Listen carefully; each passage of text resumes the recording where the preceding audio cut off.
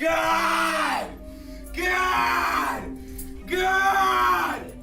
God! The American justice system is built on the foundation of rehabilitation and reform, but some teenagers who committed heinous crimes, rehabilitation seems like a distant dream. In this video, we'll take a look at the stories of 5 teenagers who were convicted of serious crimes and sentenced to life in prison without the possibility of parole. In this video, we'll take a look at the stories of 5 teenagers who were convicted of serious crimes and sentenced to life in prison without the possibility of parole. These teenagers, once full of life and energy, now spend their days behind bars, reflecting on the actions that landed them there. We'll hear from them firsthand as they share their experiences, emotions, and reactions to their life sentences. From Lionel Tate, the youngest American to receive a life sentence, to Eddie Devine, who committed a string of violent crimes including rape and armed robbery. These teenagers have been condemned to spend the rest of their lives in prison. We'll also take a look at the controversy surrounding the sentence of Kenneth Young and Natsumi Tsuji, who were just 14 and 11 years old respectively when they committed their crimes. Many have argued that their life sentences are unjust and failed to take into account the circumstances that led them to commit their crimes. Through their stories, we'll explore the complexities of the American justice system, the impact of life sentences on young offenders, and the need for reform in the way we deal with juvenile crime. So join us as we hear from these teenagers who have been condemned to life behind bars and see how they're coping with their sentences and what they have to say about the justice system that put them there. Number 1. Natsumi Tsuji. The case of Natsumi Tsuji, also known as Nevada 10, brought to light the issue of juvenile accountability and sparked a conversation in Japan about the appropriate age to hold children responsible for their actions. Natsumi was just 11 years old when she took the life of her classmate and friend, Satomi Mitarai, in a brutal attack. The incident was fueled by Natsumi's obsession with the video game Battle Royale, where students take each other's lives on a remote island.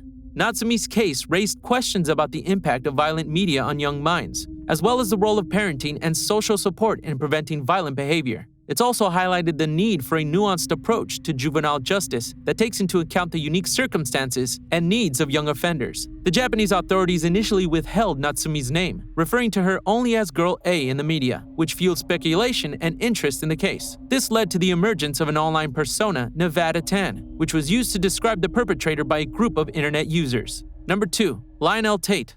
The case of Lionel Tate, who was convicted of first-degree murder at the age of 13 and sentenced to life in prison without the possibility of parole, raises questions about the criminal justice system's treatment of juvenile offenders. While Lionel's crime was heinous, the severity of his sentence was a subject of controversy due to his young age and lack of evaluation of his mental capacity before the trial. Research has shown that adolescent brains are not fully developed, particularly in areas such as impulse control, decision-making, and risk assessment. This can lead to poor judgment and impulse behavior, which may explain why juveniles are more likely to engage in criminal behavior. Therefore, when it comes to juvenile offenders, the justice system needs to consider the age and the development stage of the individual before imposing harsh sentences. In the case of Lionel Tate, the lack of evaluation of his mental capacity before the trial was a significant oversight. Had his mental capacity been evaluated, it may have been possible to identify any underlying issues that contributed to his actions and determine the appropriate course of action.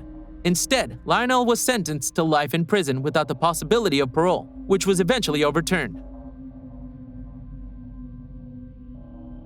Number 3. Cameron Herron. Cameron Herron, the 18-year-old who was sentenced to 24 years in prison for a deadly hit-and-run accident that occurred in 2018. Cameron Herron was driving a Ford Mustang on Bayshore Boulevard when he hit and killed a mother and her baby. Herron was racing with another man, John Barano, at the time of the incident. Both men were accused of racing, and Barano also pleaded guilty, receiving a 6-year prison sentence. This crime took 2 beautiful lives and left 4 families broken. State Attorney Andrew Warren stated that no sentence can repair the damage or bring back the lives lost. However, they hope that this outcome will deliver some comfort and closure for Jessica's and Lilia's families. During the court proceedings, the judge adjudicated Herron guilty on count 1, sentenced him to 9 years in Florida State Prison, and sentenced him to 15 years in Florida State Prison, which will run consecutively to count 1 for a total of 24 years in Florida State Prison. Herron was then taken into custody. Number 4. Eddie Devine.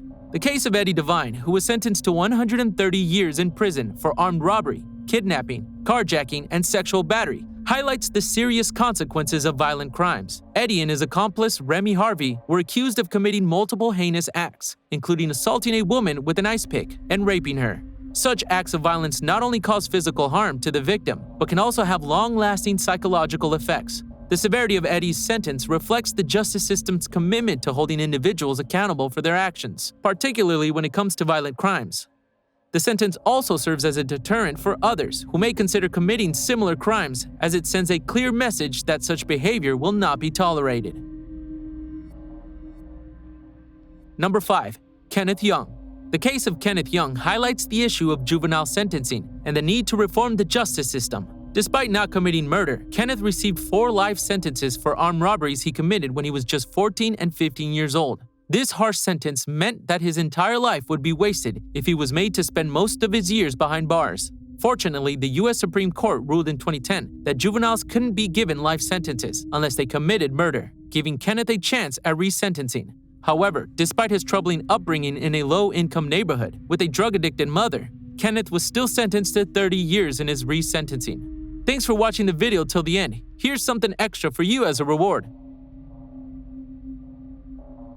Number 6. Shondell Jackson. Shondell Jackson, who was recently sentenced to life imprisonment without the possibility of parole for the murder of a young university student. Shondell Jackson and his friend were reportedly out hunting for victims when they spotted Nathan Potter leaving a bar. Nathan was a 21-year-old college student at the University of Wisconsin-Milwaukee. Jackson and his friend stalked Nathan, accosted him, and demanded money. When Jackson learned that Nathan didn't have any cash on him, he shot him, which resulted in his death.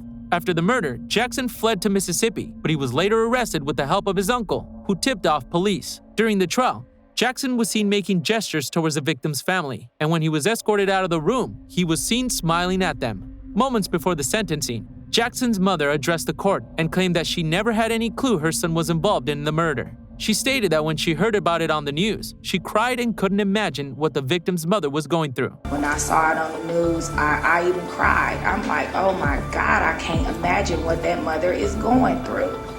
I never had a clue that my child had anything to do with it. My son is not a monster. He is not a monster. She also pleaded with the court not to take her son's life away from him, claiming that he is not a monster.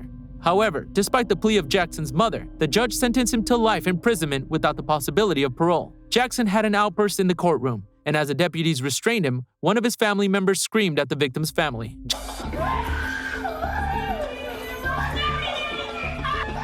Jackson's friend, who acted as a lookout during the murder, pleaded guilty and was sentenced to 12 years in prison. Thank you for watching. We hope this video shed some light on the issues of juvenile sentencing and sparked a conversation about reforming our justice system. Don't forget to like, comment, and subscribe for more thought-provoking content.